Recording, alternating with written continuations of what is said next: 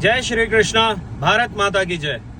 मित्रों, एटावा में कथावाचक श्री मुकुटमणि जी और संत सिंह जी के साथ जो घटना हुई है, हम उसकी घोर निंदा करते हैं। आज के 21वीं सदी में लोग ऐसी मानसिकता रखते हैं, ऐसी सोच रखते हैं, यह बेहद गलत है।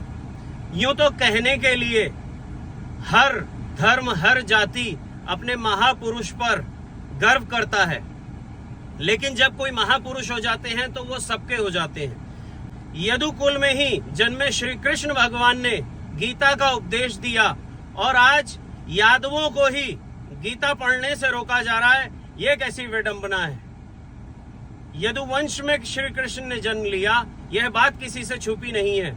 और यह बात भी किसी से छुपी नहीं है कि आप जिसकी कथावाचक करके अपना घर चला रहे हैं, तो वो भी एक यदुवंशी ही है। वो भी श्री कृष्ण भगवान यदुवंशी ही हैं।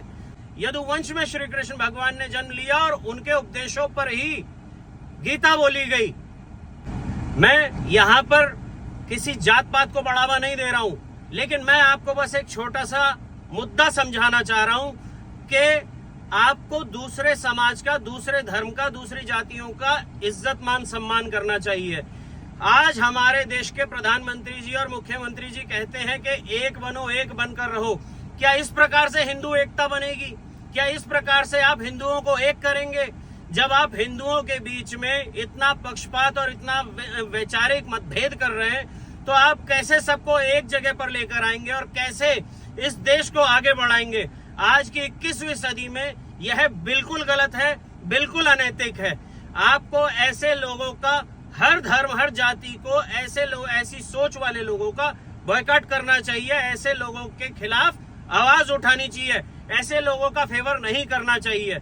मैं सबसे कहना चाहूंगा कि हम यादव हैं और हमें गर्व है कृष्ण भगवान पर, हमें गर्व है गीता पर, हमें गर्व है कि श्री कृष्ण भगवान के उपदेशों पर ही गीता का सार लिखा गया। हमें हर उस बात पर गर्व है जो हमें हमारे दादा कृष्ण ने दी है।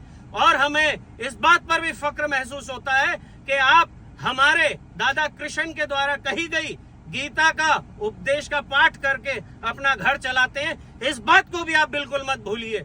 और मैं नारायणी सेना कृष्ण का राष्ट्रीय अध्यक्ष अजय यादव आज सबको सूचित करना चाहता हूं कि श्री मुकुटमणि जी और श्री संत सिंह जी के पास मैं पहुंचूंगा और उनका दूध से अभिषेक करूंगा।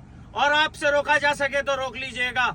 और सारे यादव वंश की तरफ से सारे यादवों को साक्षी मानते हुए कृष्ण भगवान की मूर्ति का दूध से अभिषेक करूंगा। और वो अभिषेक सारे यादवों का दूध से अभिषेक होगा।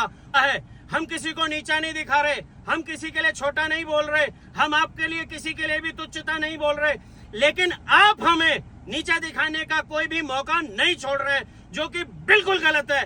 क्या इस प्रकार से आप हिंदू एकता करेंगे? क्या इस प्रकार से आप सारे हिंदुओं को एक करके हिंदुस्तान को आगे बढ़ाएंगे? क्या यही सोच है आप लोगों की?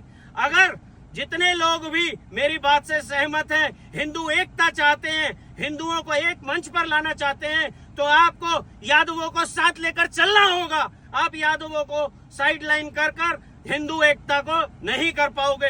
हिंदुओं को एक करने के लिए आपको यादवों की भी जरूरत है। मैं पूछना चाहता हूँ बागेश्वर बाबा जी से, मैं पूछना चाहता हूँ हरुण बाबा जी से, जो हिंदू एकता के लिए रैलियां निकालते हैं, आज कहाँ हैं वो लोग? आज क्यों हैं वो लोग चुप? वो लोग इस पर टिप्पणी दें अपनी। क्या यादवों का तिरस्कार इसी प्रकार से होता रहेगा?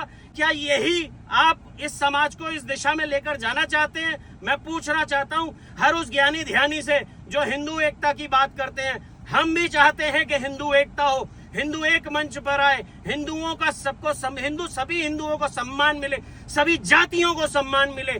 लेकिन सभी जातियों का मतलब सब होते हैं। आपको सबको लेकर चलना होगा और सभी को बराबर समान सम्मान दिलाना होगा। कोई ऊंचा नहीं होगा, कोई नीचा नहीं होगा, सब समान होंगे। सारे हिंदू जब समान होंगे, उसी दिन हिंदुस्तान में हिंदू एकीकरण होगा और हिंदू एकता होगी और सारा हिंदू आगे बढ़ेगा।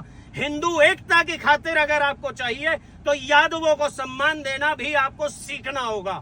हिंदू समाज में कोई भी हो, चाहे वह जाटव हो, सैनी हो, पाल हो, क्षत्रिय हो, कुशवाहा हो, मौर्य हो, यादव हो, राजपूत हो, ब्राह्मण हो, अगर वो विद्वान है, ज्ञानी है, वो लायक है, वो काबिल है, तो आपको उसका तिरस्कार करने का कोई हक नहीं बनता। और उसको ये आजादी वेद, पुराण, संविधान सब देते हैं।